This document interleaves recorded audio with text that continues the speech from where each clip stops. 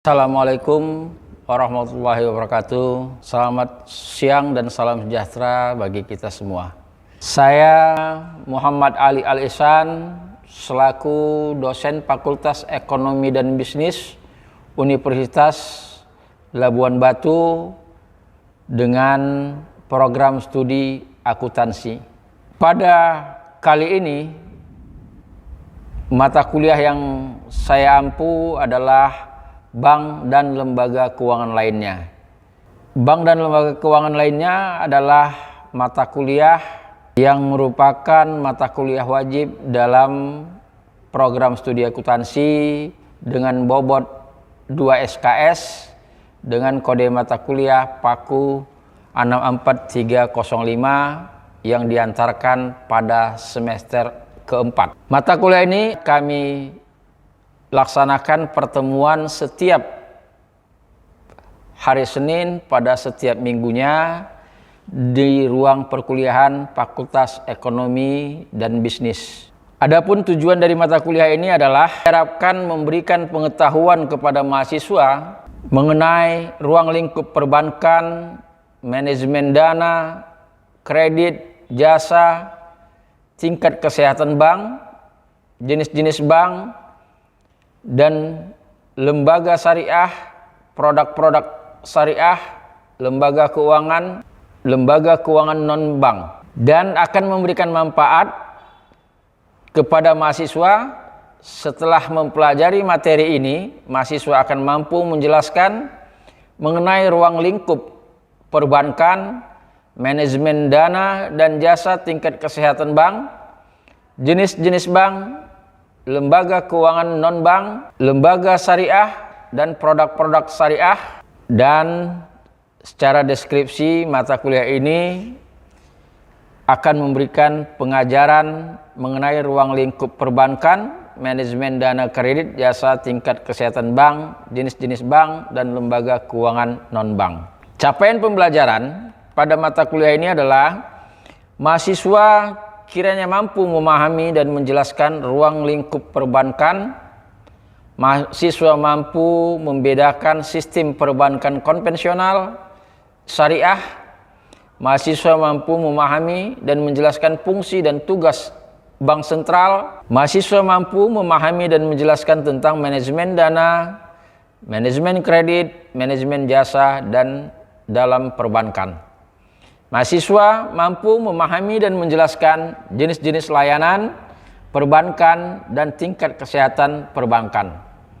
Mahasiswa mampu memahami dan menjelaskan fungsi dan tugas lembaga keuangan non-bank. Strategi pembelajaran, kami melakukan strategi pembelajaran dengan sistem problem based learning and inquiry, menyuguhkan berbagai masalah, baru kemudian memberikan materi sesuai penerapannya dengan contextual teaching and learning. Penugasan diberikan secara tepat dan terencana secara mandiri dan berkelompok. Mahasiswa bisa berdiskusi, memberikan kebiasaan untuk dapat bertukar informasi atau mempertahankan argumen, dan kemudian mahasiswa bisa memberikan pembelajaran dilakukan secara tatap muka dan secara virtual. Adapun materi yang nantinya akan kita sampaikan kepada mahasiswa adalah kita akan memberikan pemahaman tentang uang, perbankan, dan lembaga keuangan. Kita akan memberikan materi tentang Bank Indonesia, fungsi dan wewenangnya. Juga kita akan memberikan materi manajemen dana, manajemen kredit, manajemen jasa, dan kartu kredit. Kemudian pada pertemuan ke-8 kita akan lakukan evaluasi melalui ujian tengah semester.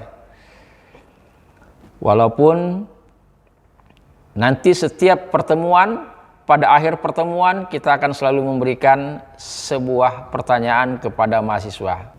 Pada pertemuan selanjutnya setelah ujian tengah semester, kita akan membahas materi pada pertengahan semester kedua, yaitu finansial teknologi, tingkat kesehatan bank syariah di Indonesia, penggadaian, sewa guna usaha atau leasing, modal ventura, anjak piutang, pasar modal, dan pasar uang. Dan selanjutnya kita akan lakukan evaluasi untuk menilai pemahaman mahasiswa terhadap semua materi yang telah disampaikan melalui ujian akhir semester.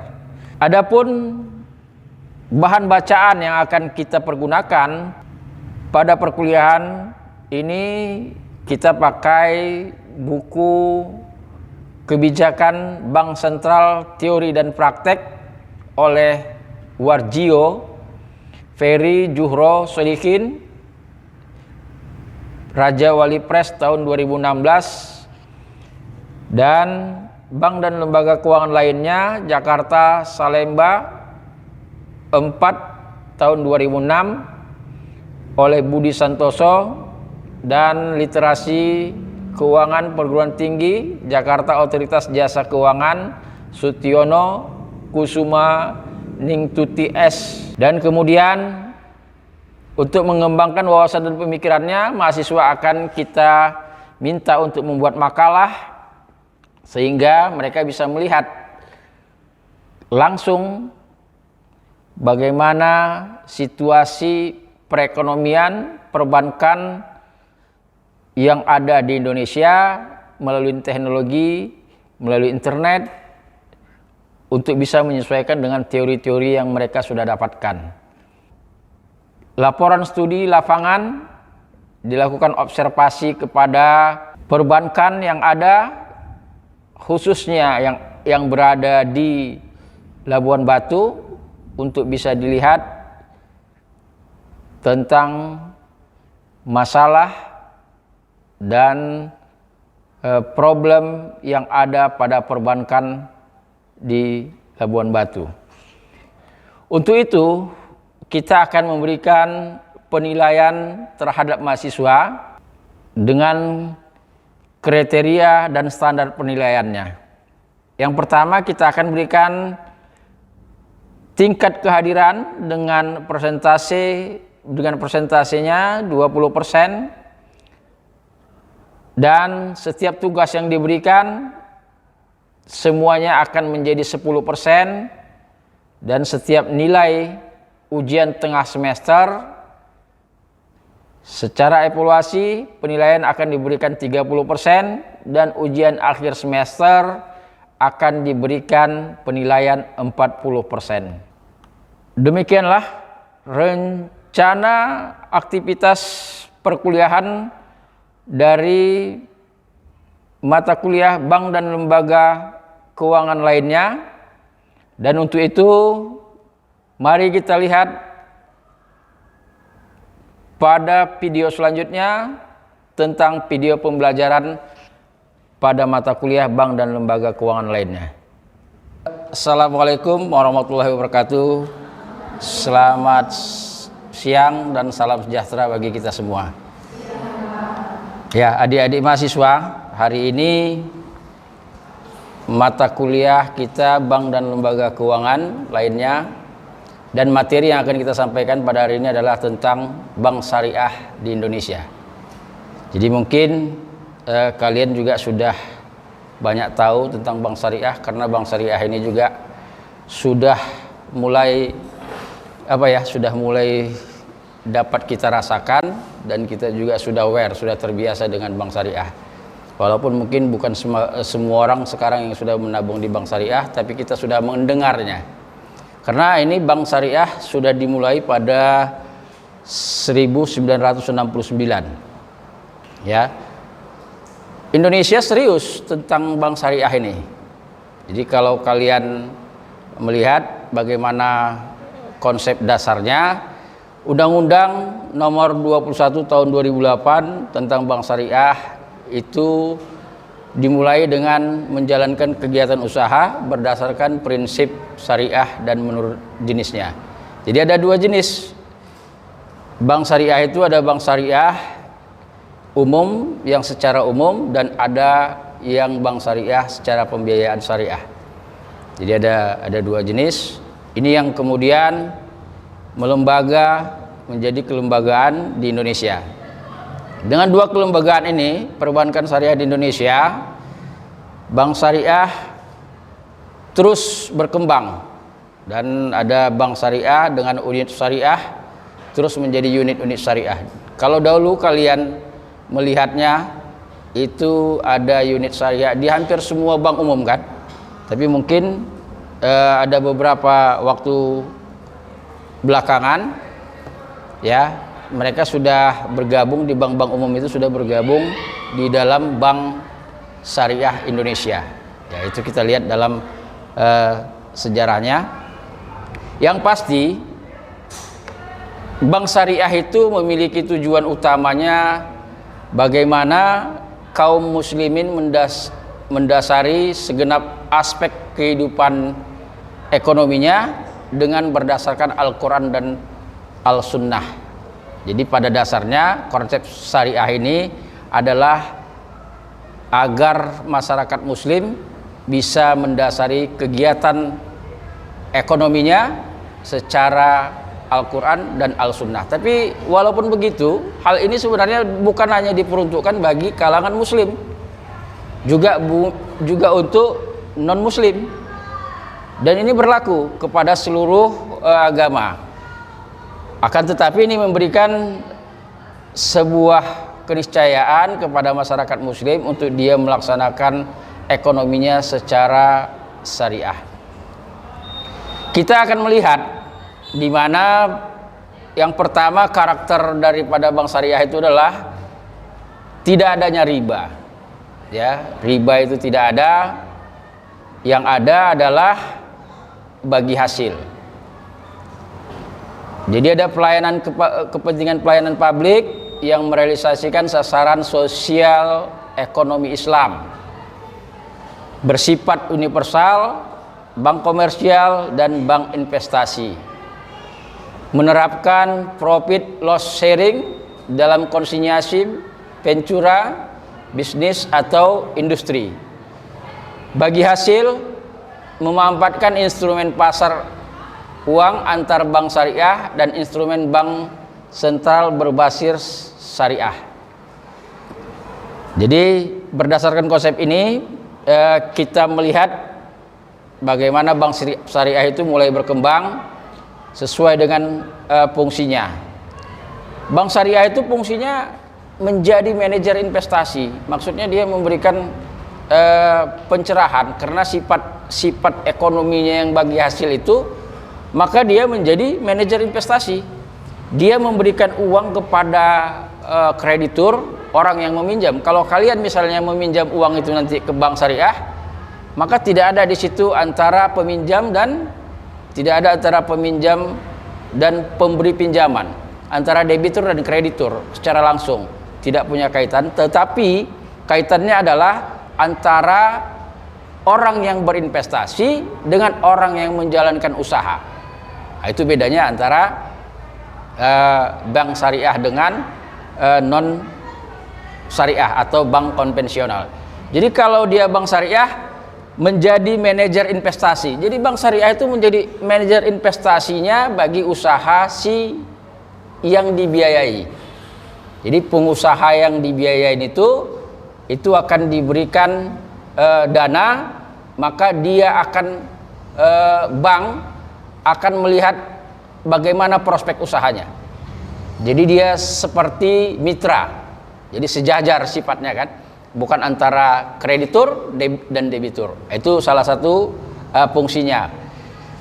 Sebagai investor, ya sama tadi kan, sebagai manajer investasi, sebagai investor sama, dia sebagai orang yang menanamkan uang. Maka kalau kalian menanamkan uang, tentu kalian harus berhati-hati kan, melihat prospeknya, bagaimana prospeknya itu baik, tidak. Dan kita nggak mau menanamkan uang itu begitu ditanam langsung hilang, nggak gitu kan? Kita mau investasinya itu, kalau bisa investasinya itu berkembang dari 1 menjadi 2, 2 menjadi 4, 4 menjadi 8. Nah, itu investasi kan sifatnya. Jadi hal-hal seperti itu menjadi sebuah dasar. Makanya di dalam bank syariah itu pembinaan sifatnya, ya, sifatnya jadi pembinaan karena ada kesamaan dasar dengan prinsip sebagai investor. Jadi bank itu sebagai investor, bukan sebagai pemberi kredit. Fungsinya juga sebagai penyedia jasa keuangan dan sebagai lalu lintas pembayaran. Jadi kalau ini sudah menjadi umum, setiap bank juga akan menjadi penyedia jasa keuangan dan lalu lintas pembayaran. Jadi sebagai alat pembayaran juga. Sebagai salah satu juga fungsinya adalah pelaksanaan kegiatan sosial. Jadi di bank syariah ini, kalau kalian ngambil ATM di BSI udah terbiasa ya, selalu dia mengajak kita untuk berinfak gitu kan. Apakah kalian mau berinfak gitu kan? Setiap kita akhirnya, ada nggak yang punya ATM di BSI? Ada ya. Dia selalu akan minta terakhir, apakah kalian mau berinfak hari ini 1.000 rupiah gitu kan. Nah, itu jadi dia mulai, dan itu dananya memang ada khusus. Kalau di bank syariah itu ada punya khusus dana, dia dananya Baitul Mal wa Tamwil. Jadi ada tanwil, ada di situ dana yang memang diperuntukkan untuk infak, zakat, infak, sedekah, ada dana JIS di sana. Tujuan bank syariah adalah mengarahkan kegiatan ekonomi umat untuk bermuamalah secara islami. Jadi seperti tadi tujuannya, bagaimana kita memahamin dan umat Islam itu bisa bermuamalah secara Al-Quran dan hadis. Jadi kafah.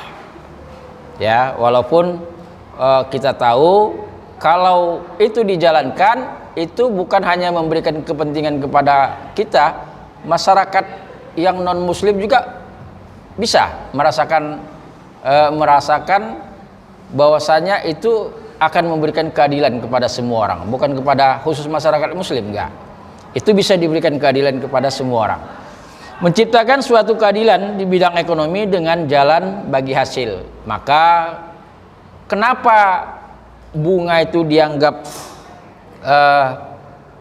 riba, memberatkan? Kenapa bagi hasil itu enggak gitu kan? Kan ada perbedaan itu. Padahal sama kan bagi hasil dengan bunga. Kalau kita anggap kan itu kan memberikan tambahan dari modal itu ya. Akan memberikan tambahan dari modal. Tapi itulah bedanya. Kalau bagi hasil itu sifatnya fluktuatif, dia tidak terkontrak. Tapi kalau bunga itu dikontrak. Kalau kalian pinjam 1 juta, maka bunganya 1,5%. Itu akan sampai kalian melunasinya. Itulah dia bedanya bunga dengan bagi hasil.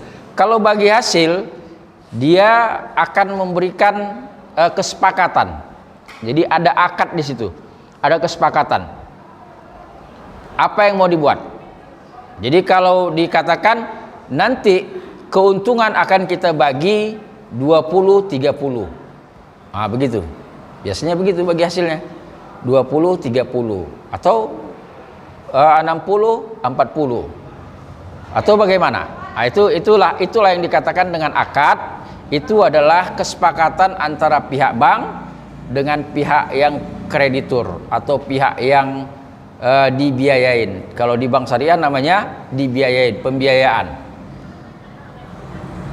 Meningkatkan kualitas hidup dengan jalan membuka peluang berusaha yang lebih besar, pembiayaan produktif pengusaha kecil. Jadi hal ini tentu kalau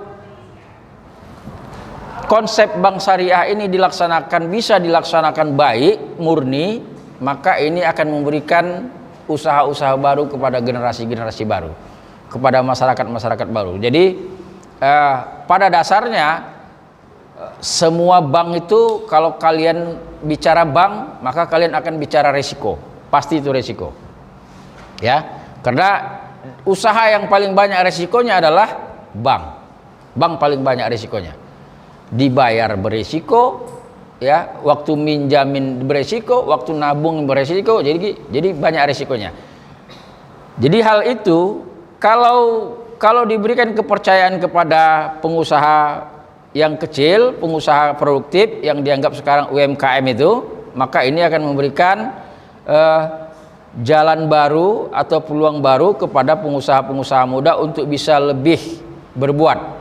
Jadi dengan cara bagi hasil ini tidak memberatkan para pengusaha. Jadi dia akan melihat berapa keuntungannya, berapa yang mau dibagi. Nah, jadi bisa begitu.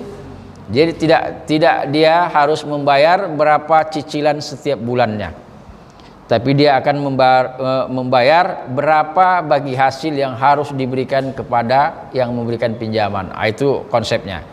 Menanggulangin masalah kemiskinan, pembinaan pengusaha. Jadi biasanya yang namanya berinvestasi dia tidak akan lepas orang gitu ya.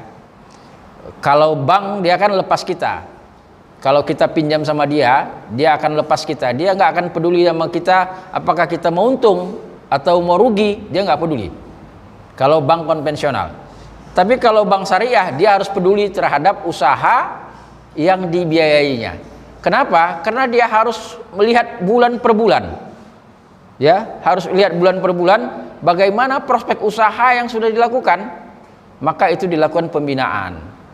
Ya, pada dasarnya dilakukan pembinaan sehingga ini memberikan sebuah ilmu baru atau transfer knowledge ya antara orang pihak bank itu terhadap pengusaha-pengusaha baru.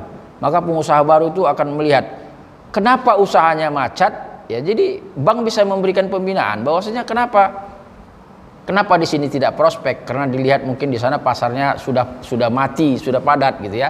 Maka disuruh cari ke pasar yang baru atau diberikan prospek-prospek baru. Hal seperti itu sering dilakukan. Makanya kalau kalian nanti minjam uang di bank syariah, ya kemungkinan reschedule kredit itu bisa dilakukan terus, walaupun di bank lain juga bisa reschedule ya. Tapi bisa dilakukan pembinaan secara kontinu yang dilakukan.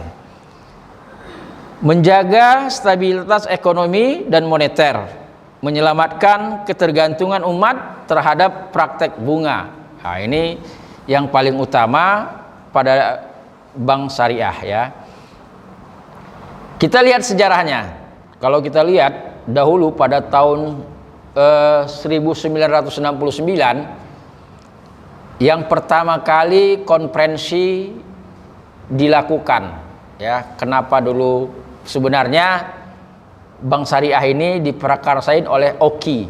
Kalian tahu apa itu OKI? Tahu nggak OKI? Hah? Nggak tahu? Organisasi nggak tahu? OKI nggak pernah dengar OKI? Wah, organisasi konferensi Islam. Ya, kalau dulu dikatakan dengan organisasi konferensi Islam, kalau sekarang dikatakan dengan organisasi kerjasama Islam. Jadi semua negara-negara Islam itu berkumpul untuk membuat kesepakatan untuk melakukan sebuah perkumpulan yang dikatakan dengan OKI pada tahun 1969. Jadi negara-negara Islam ini yang tadinya dibentuk oleh 57 negara anggota.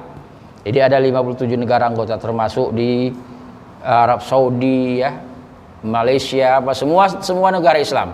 Dan itu berkedudukan di Jeddah, di Arab Saudi, ibu kota negara Arab Saudi, di Jeddah. Jadi mereka pada tahun 69 pada konferensi negara Islam sedunia diadakan di Jeddah, maka pada tahun 69 sebelumnya di bulan Aprilnya itu berkumpul sebelum itu dibentuk, berkumpullah para menteri-menteri dalam negerinya untuk membuat kesepakatan untuk memberikan sebuah terobosan bagaimana OKI. Itulah sebenarnya dalam perkembangan daripada bank syariah itu. Setelah mereka berkumpul, maka pada tahun 70 diadakan rapat setingkat menteri. Di situ diberikanlah ide tentang proposal pendirian Bank Islam. Ya, dalam hal ini ada diprakarsai oleh 18 negara. Baru terus dilanjutkan sidang lagi di tingkat menteri luar negeri di Bank Haji Libya pada tahun 1973 sampai seterusnya, ya, sampai pada tahun 1980 lembaga keuangan syariah muncul di Mesir, Sudan, negara-negara Teluk, Pakistan, Iran, Malaysia, Turki, Denmark, Inggris, Swiss, dan Luxembourg. Ini sudah berdiri, ya, sudah mulai membentuk lembaga keuangan yang berbasis syariah. Bank Islam itu dibagi dalam dua kategori. Yang pertama adalah bank Islam secara komersial, baru bank Islam secara investasi. Yang akan menjadi tugas kalian untuk pertemuan kedepannya. Ya, jadi yang saya pengen kalian coba buat, pertanyaannya adalah sebutkan jumlah produk ekonomi syariah, nama-nama produk bank syariah, ya, sebutkan nama-nama produk bank syariah dan jelaskan masing-masing produk bank syariah tersebut. Tuliskan dalam satu lembar kertas dan minggu depan kita akan kumpul. Saya rasa demikian pertemuan kita pada hari ini, ya. Untuk itu saya tutup pertemuan ini dengan mengucapkan alhamdulillahirabbil. Wassalamualaikum warahmatullahi wabarakatuh. Selamat sore dan salam sejahtera bagi kita semua.